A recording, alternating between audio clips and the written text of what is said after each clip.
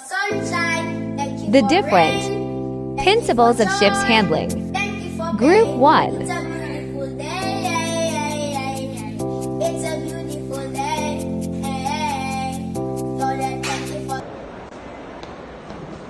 Go.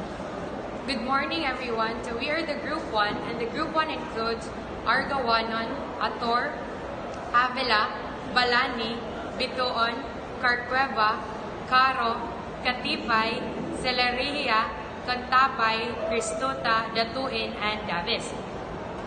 So we will be discussing about the different principles in ship handling, explaining the significance of dead weight, draft, trim, speed, underkeel clearance, turning circles, and stopping distance in ship handling.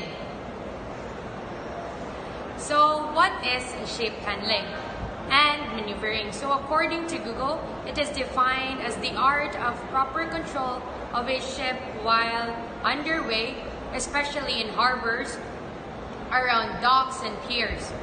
It is one of the skills that any ship handler finds very satisfying when well accomplished.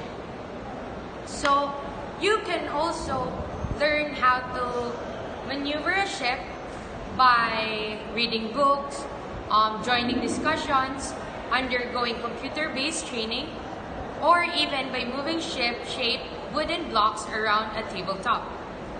But you can mostly learn or master handling a ship while on board or through experience. And the rest of our topic will be discussed by my groupmates. Right, so good day everyone. I am Nevin Bitoon and I will be tackling about the three basic ship motions. So first we have longitudinal motion, second lateral motion, and lastly rotational or turning motion. So longitudinal motion is the movement which is moving forward or astern. So this is the movement of the ship which will be leading to forward motion or a backward motion.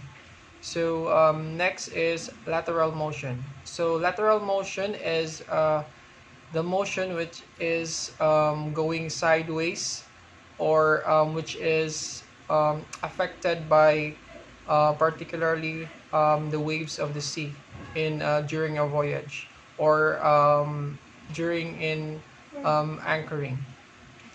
And third is rotational or turning motion, which is moved by the rotation of the ship, moving hard port or moving hard starboard. So these are the three basic ship movements. So good day guys, I am the cadet Kuntapay Golby. So this is my assigned topic about draft. So draft is how shallow your boat hull can go in the water, essentially meaning it's the minimum depth you can safely take your boat without hitting the bottom of the hull on the surface below the water. And also the draft of the vessel is the maximum depth of any part of the vessel, including appendages such as rudders, propellers, and draft keels if deployed. And draft determines the minimum depth of water a ship or boat can safely navigate. So that means the draft is let me say the draft is the measurement of from the waterline of your vessel to the hull. So that is the, for example, like your vessel is constrained by her draft, so it means so you are a priority vessel of any vessel surround you. So you are a priority because your vessel is constrained by her draft. So it means if your vessel is constrained by her draft, so it means your vessels is uh difficulty to turn left or right. So you are a priority of any other vessels around you because of your draft. That's all. Good day guys, I am the Cadet Celerahia.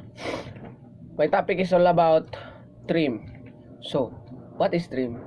The trim is a ship describes its floating position and length direction, namely if the bow or the aft of the ship is deeper, submerged into the water.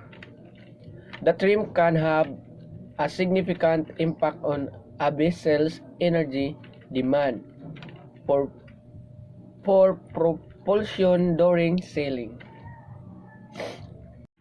Trim is the balance of the boat in a forward and aft direction.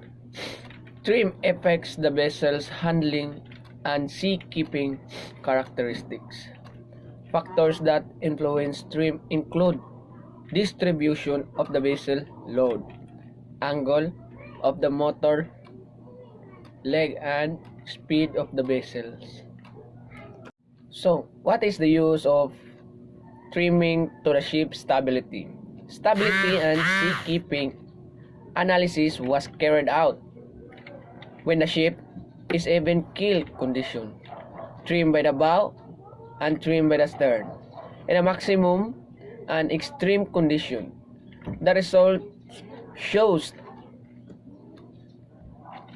that the trim by the stern of the ship can increase the ship's stability rate by example 0.5 by 5.4%. So here are some example pictures. Weight added ahead causes the ship to trim by head. So this is guys the picture. I am Cadet Stephen Caro and my topic is speed. So, the speed of the ship is measured in knots and is an important factor in both the safety of navigation and efficient maritime trading. And speed of the ship has a non-linear relationship with their consumption.